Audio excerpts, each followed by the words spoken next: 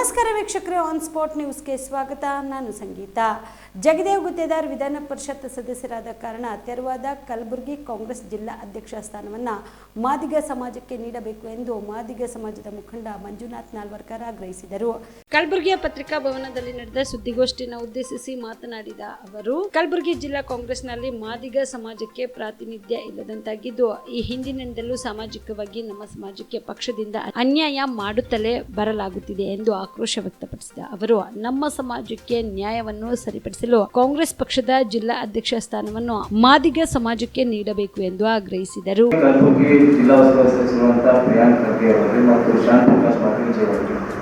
ಎಲ್ಲರಲ್ಲಿ ನಾವು ಮನವಿ ಮಾಡ್ತೇವೆ.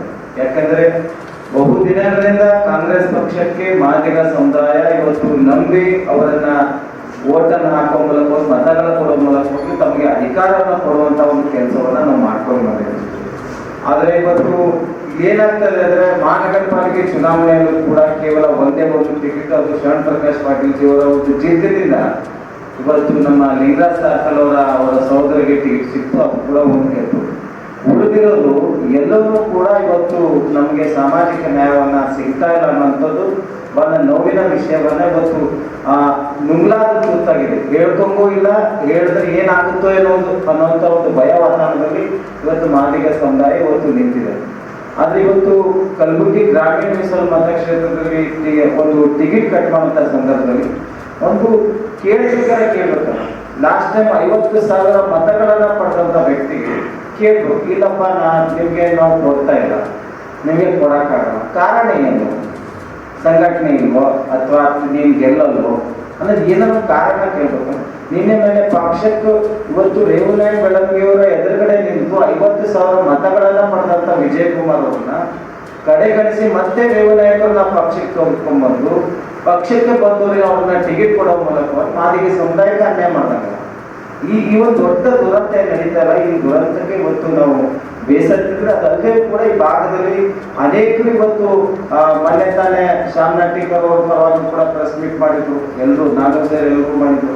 ವಿಧಾನ ಪರಿಷತ್ ಈ ಭಾಗದವರಿಗೆ ನಮ್ಮವರಿಗೆ ಅವಕಾಶ ಕೊಟ್ಟು ನಿಗಾ ಮಂಡಳಿಯಲ್ಲಿ ಕೊಟ್ಟು ಒಟ್ಟಾರೆ ಮಾದಿಗ ಸಮುದಾಯ ಈ ಭಾಗದಲ್ಲಿರುವಂತಹ ಮಾದಿಗ ಸಮುದಾಯದಲ್ಲಿ ಸೂಕ್ತದಂತ ಸ್ಥಾನ ಸಿಗ್ತಾ ಇಲ್ಲ ಅಂತ ಬೇಜಾರನ್ನ ಇವತ್ತು ಡಾಕ್ಟರ್ ಜಿ ಗೋಪಾಲ್ ಸರ್ ಅವರು ವ್ಯಕ್ತಪಡಿಸಿದ ಹೊರತು ಬೇರೆ ಏನಿಲ್ಲ.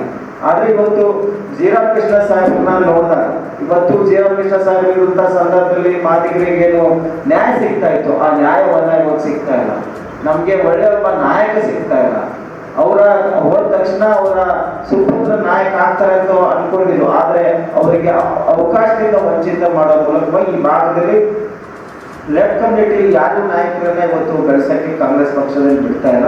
ಹಾಗಾಗಿ ಇವತ್ತು ನಮಗೆ ಸೂಕ್ತದಂತ ಸ್ಥಾನಮಾನ ಸಿಗ್ಬೇಕು, ಸೂಕ್ತದಂತ ಸಾಮಾಜಿಕ ನ್ಯಾಯವನ್ನು ಸಿಗ್ಬೇಕು. ನಮ್ಗೆಲ್ಲದರಲ್ಲೂ ಕೂಡ ಮುಂದೆ ತಾಲೂಕಾ ಪಂಚಾಯತ್ ಆಗಿರ್ಬೋದು, ಜಿಲ್ಲಾ ಪಂಚಾಯತ್ ಆಗಿರ್ಬೋದು, ಆ ಚುನಾವಣೆಯಲ್ಲೂ ಕೂಡ ಲೆಫ್ಟ್ ರೈಟ್ ಲಮಾಣಿ ಸಮನಾಗಿ ಒಂದು ಮೀಸಲು ಕ್ಷೇತ್ರಗಳನ್ನ ಹಂಚುವಂತ ಒಂದು ಕಾರ್ಯಕ್ಕೆ ಕಾಂಗ್ರೆಸ್ ಪಕ್ಷ ಮುಂದಾಗಬೇಕು ಅನ್ನೋದು ಒಂದಾದ್ರೆ ಅದ್ರ ಜೊತೆಯಲ್ಲಿ ಈಗಾಗಲೇ ಪರಿಶಿಷ್ಟ ಜಾತಿ ಪರಿಶಿಷ್ಟ ಕಲಬುರಗಿಯಲ್ಲಿ ಸ್ತ್ರೀ ರೋಗ ಹಾಗೂ ಮಕ್ಕಳ ಚಿಕಿತ್ಸೆಗಾಗಿಯೇ ಪ್ರತ್ಯೇಕ ಆಸ್ಪತ್ರೆ ಪ್ರಾರಂಭ. ಸುಜಿನಿ ಕಲ್ಯಾಣ ಕರ್ನಾಟಕ ಭಾಗದ ಅತ್ಯಾಧುನಿಕ ತಾಯಿ ಮತ್ತು ಶಿಶುವಿನ ಆರೈಕೆಯ ಆಸ್ಪತ್ರೆ, ಸ್ತ್ರೀ ರೋಗ ತಜ್ಞ ಖ್ಯಾತ ವೈದ್ಯರು ಹಾಗೂ ಮಕ್ಕಳ ತಜ್ಞ ಖ್ಯಾತ ವೈದ್ಯರ ತಂಡದಿಂದ ಕಡಿಮೆ ದರದಲ್ಲಿ ಚಿಕಿತ್ಸೆ, ವಿಶ್ವ ದರ್ಜೆಯ ಉಪಕರಣಗಳ ಮತ್ತು ಅತ್ಯಾಧುನಿಕ ಐಸಿಯು, ಎನ್ಐಸಿಯು ಹಾಗೂ ಇತರೆ ಸೌಲಭ್ಯಗಳಿಂದ ಮಕ್ಕಳಿಗೆ ಗುಣಮಟ್ಟದ ಆರೈಕೆ. ಸುಜಿನಿ ಆಸ್ಪತ್ರೆಯಲ್ಲಿನ ಸೌಲಭ್ಯಗಳು: ದಿನದ 24 ಗಂಟೆಯಲ್ಲಿ ತುರ್ತು ಸೇವೆ, ಹೈ ರಿಸ್ಕ್ ಗರ್ಭಧಾರಣೆ, ಒಬೆಸ್ಟ್ರಿಕ್ ಐಸಿಯು, ನವಜಾತ ಮತ್ತು ಶಿಶು ಐಸಿಯು, ಶಿಶು ಸಂಬಂಧಿತ ಶಸ್ತ್ರಚಿಕಿತ್ಸೆ, ಲ್ಯಾಪ್ರೋಸ್ಕೋಪಿ, ಲಸಿಕಾಕರಣ, ತಜ್ಞ ವೈದ್ಯರ ಸಲಹೆ, ಡಯಾಗ್ನೋಸ್ಟಿಕ್ ಮತ್ತು ಅಲ್ಟ್ರಾಸೌಂಡ್ ಸೇರಿದಂತೆ ಅನೇಕ ಸೌಲಭ್ಯಗಳು ನಿಮ್ಮ ಸುಜಿನಿ ಆಸ್ಪತ್ರೆಯಲ್ಲಿ ಲಭ್ಯ.